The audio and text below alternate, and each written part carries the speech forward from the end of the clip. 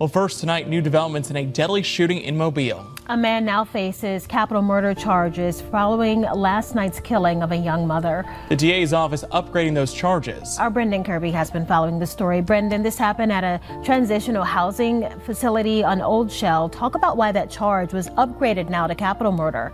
Livingston Cameron prosecutors say there are two aggravating factors. One, they say the man accused of pulling the trigger did so during the commission of a burglary by forcing his way inside. And second, they said that the shooting took place in front of their infant child.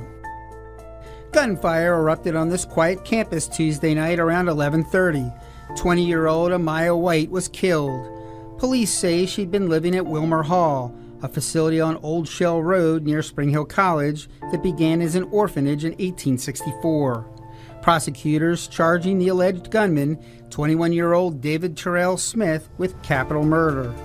Mobile police spokesman Officer Roderick Miles says the assailant forced his way through a locked door and used a handgun.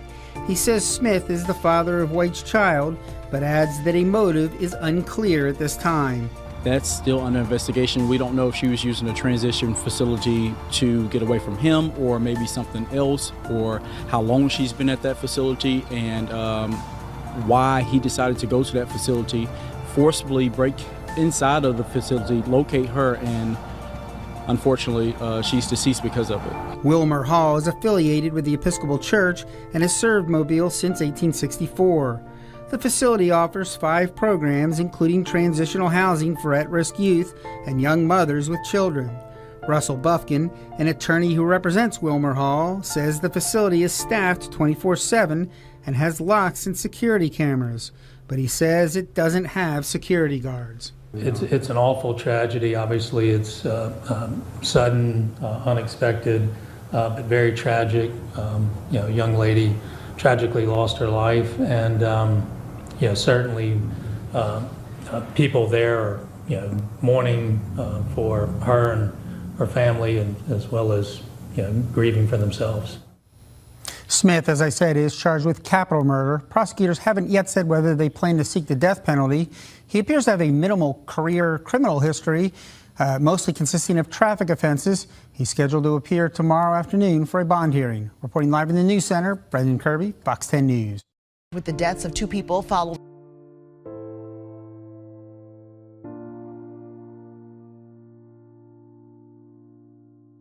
Tonight, a man now in custody and charged with the deaths of 2 people following a shooting. Take a look at your screen. According to Memphis police, Arsenio Davis has been charged with second-degree murder in the deadly shooting on Helsley Road in the Nutbush area. On Wednesday morning around 1:30, police responded to a shooting call on Helsley Road. When officers arrived, they discovered a woman had been shot and killed inside the home. She was pronounced dead at the scene. That woman has been identified as Betty Pratt. Witnesses said they saw Davis, Pratt's son, with 2 guns, and he used them to shoot at a man who was trying to talk to him before shooting and killing his mother. Davis's bond has been set at $400,000. Person is dead and 2 people are hurt from another triple shooting in Milwaukee overnight. This says police look for suspects in several shootings after a violent weekend in the city. 12 News' Imani Fleming is live at the latest scene near 51st and Garfield. Imani, the medical examiner's office just identified the victim there. Mallory, that's right. The medical examiner's office says a 44-year-old man named Alex Patterson was shot and killed after possibly getting into a physical fight with a friend inside of that friend's home. The office says the suspect here and another person were also shot and hurt, and that they're now recovering in a local nearby hospital. I did speak with someone living here on 51st who says she heard arguing and some sort of fighting and some loud noises coming from this house last night. Again, we are on 51st right now, and surveillance video from a nearby car shop on North Avenue shows us the police response to this shooting. You can see police cars just rushing down the street, just past a set of trees there, a fire truck, and even police shining some flashlights into homes on 51st. Again, police say that the medical examiner's office says a 44-year-old was shot and killed. They've identified that person as Alex Patterson. We know that a 24-year-old and a 28-year-old were also shot, that they were taken to a nearby hospital, expected to be okay. We've been in this neighborhood throughout the morning, knocking on doors, talking to people about all of this. It was about 10. I was in my room and I heard like a man yelling. There was no like words. It was like a shock yell or scream. And I thought that there might have been like a fight in the alley.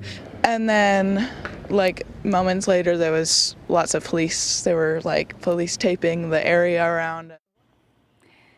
Imani police are looking for suspects in several multi-victim shootings right now.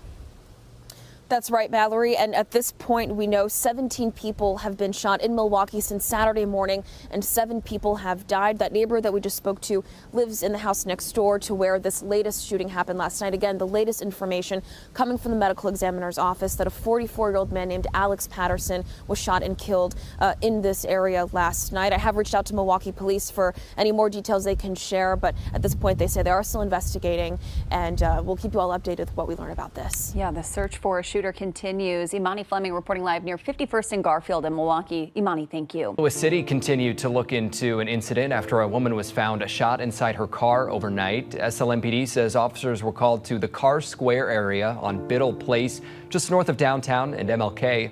That's where officers found a 25-year-old woman inside a car that was up against a fire hydrant, and you can see here some of the damage left behind after that vehicle was towed off. Police say the victim was taken to the hospital and was in critical condition. St. Louis police say homicide detectives are investigating despite the victim still being alive. As we said, that investigation is continuing. Anyone with information on the shooting is asked to call Crime Stoppers at the number on your screen. In a deadly shooting in the Countryway neighborhood in northwest Tampa.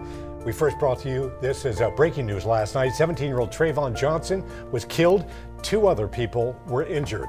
And 10 Tampa Bay News reporter Chris Hurst is live in that neighborhood tonight. And Chris, you talked with neighbors tonight. They say they want more lighting in the parking lot where the shooting happened. Yeah, and Courtney, they say the dark prevented them from seeing the shooting, but they could hear it. I heard 4 or 5 pops, and I just assumed it was fireworks. In this parking lot, a teenager's life ended with a gunshot. And my husband goes, oh no, was those the gunshots we heard? A quiet enclave in the Countryway subdivision. We've been here for a good 28 years. It never happened. Nothing like that happened before. My kids grew up here in this house.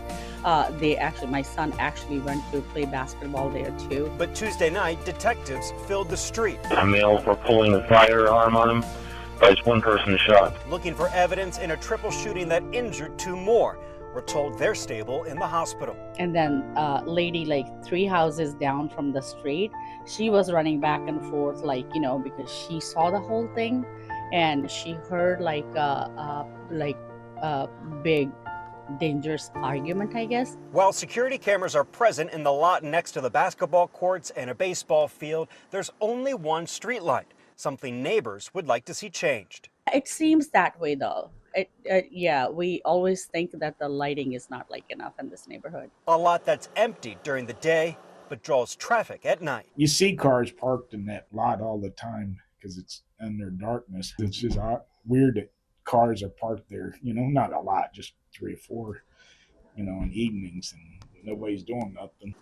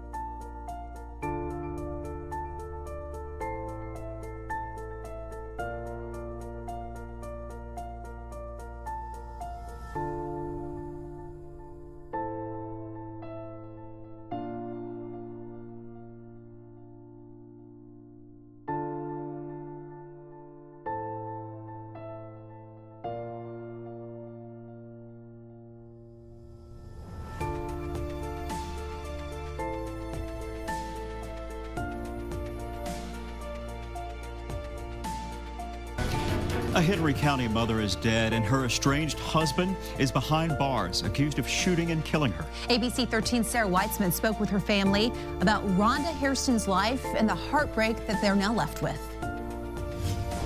Rhonda Hairston's family tells me she was a devoted mother and sister, a woman they say was taken from them far too soon. I don't even for real know what to feel. Hurt, broke, mad, anger. It's a lot.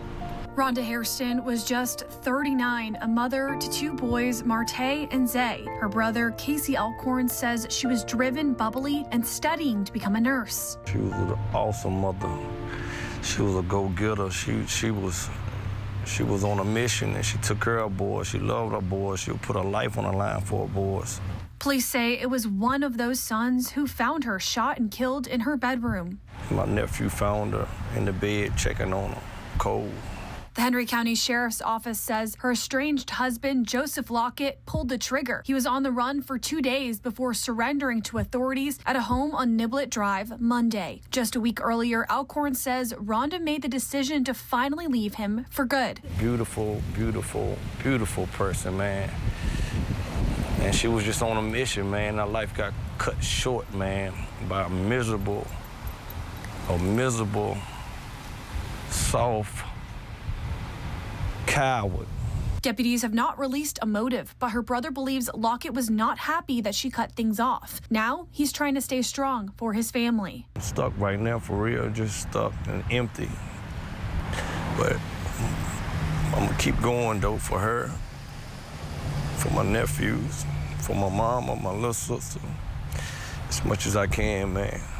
Alcorn says that their family is accepting donations to cover funeral costs. To find that, go to the web version of this story at WSET.com. Just search Rhonda Hairston.